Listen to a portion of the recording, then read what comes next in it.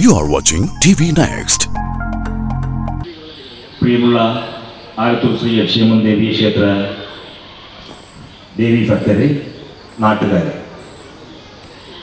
മറ്റൊരു അഭിമാനകരമായൊരു മുഹൂർത്തത്തിനുകൂടി സാക്ഷ്യം വഹിച്ചുകൊണ്ട് നാളെ അവസാനിക്കുന്ന നമ്മുടെ മഹോത്സവത്തിൽ മറ്റൊരു തിലകുറി എന്ന് തന്നെ പറയാം ഈ സന്ധ്യ. ഈ നാട്ടിൽ പഠിച്ച് നല്ല മാർക്കുകൾ നേടുന്ന കുട്ടികളെ അനുമോദിക്കണം എന്നുള്ള ട്രസ്റ്റ് കമ്മിറ്റിയുടെ തീരുമാനത്തെ നടപ്പിലാക്കിക്കൊണ്ടിരിക്കുകയാണ്. കഴിഞ്ഞ 3 വർഷമായിട്ട് നമ്മൾ ഇത്തരം കാര്യങ്ങൾ കണ്ടിന്യൂ ചെയ്തുകൊണ്ട് പോവുകയാണ്. മികച്ച ഒരു കലാകാരിയെ നാട്യത്തിലക പുരസ്കാരം നൽകി നമ്മൾ ആദരിക്കുന്നു. ഭക്തജനങ്ങളെ, ആലത്തൂർ ശ്രീ അക്ഷയമൻ ദേവി ക്ഷേത്രത്തിലെ ഇക്കൊല്ലത്തെ വാർഷിക പൊങ്കാല മഹോത്സവത്തിന്റെ 4ാം തിരുവുത്സവ ദിവസമാണ്. SSLC +2 മറ്റു ഉന്നത പരീക്ഷകളിൽ ഉന്നത വിജയം കരസ്ഥമാക്കിയ വിദ്യാർത്ഥിനികളെ അനുമോദിക്കുന്ന ഒരു ചടങ്ങ് നടത്തി വരുന്നു.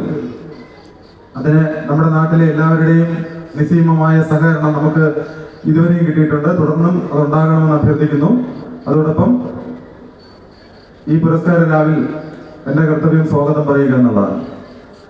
ആദ്യമായി സ്വാഗതം പറയുന്നത് നമ്മുടെ ഈ പുരസ്കാര രാവിന്റെ അധ്യക്ഷനായിരിക്കുന്ന നമ്മുടെ ക്ഷേത്ര ട്രസ്റ്റ് പ്രസിഡന്റ് ശ്രീ ഉപേന്ദ്ര പ്രസാദിനാണ്.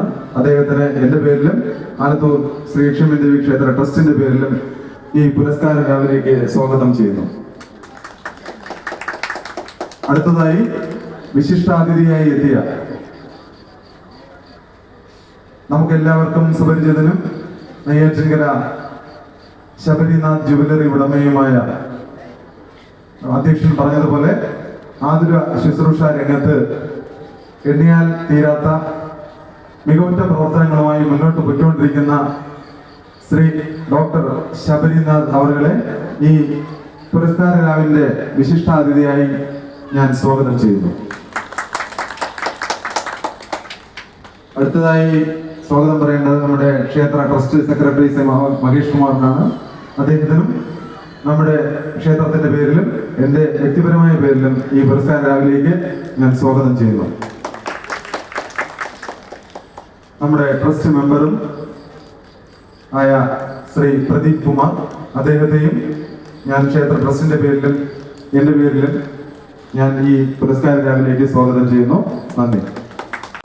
രാമ രാമ ഹരേ ഹരേ, ഹരേ കൃഷ്ണ കൃഷ്ണ കൃഷ്ണ ഹരേ ഹരേ.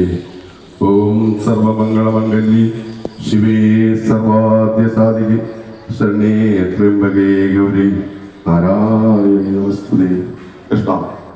ആലത്തൂർ ശ്രീ അക്ഷയമൻ ദേവി ക്ഷേത്രത്തിലെ 4ാം ഉത്സവമായ ഇന്ന് പുരസ്കാരങ്ങൾ ഏറ്റുവാക്കാൻ വന്നിരിക്കുന്ന SSLCക്കും +2 നല്ല മാർക്ക് വാങ്ങി ജീവിച്ച വിദ്യാർത്ഥിനികളെ, ബഹുമാനപ്പെട്ട യോഗത്തിന്റെ അധ്യക്ഷൻ ഉപേന്ദ്രകുമാർ, ഭഗവാന്റെ വിശ്വരൂപം അത് കാണാനുള്ള ഭാഗ്യം ലഭിച്ച 30 ദേവന്മാരിൽ മറ്റ് സന്യാസികളും കാണാത്ത ഭഗവാന്റെ വിശ്വരൂപം അതെങ്ങനെ സംഭവിച്ചെന്ന് വെച്ചാൽ, കുരിശിയത്തെ യുദ്ധത്തിൽ ഗാന്ധിമുമ്പ് താഴെ വെച്ചിട്ട് വിഷാദഭൂഷനായ അർജുനന് ഭഗവാൻ ഗീതോപദേശം നൽകുകയാണ്.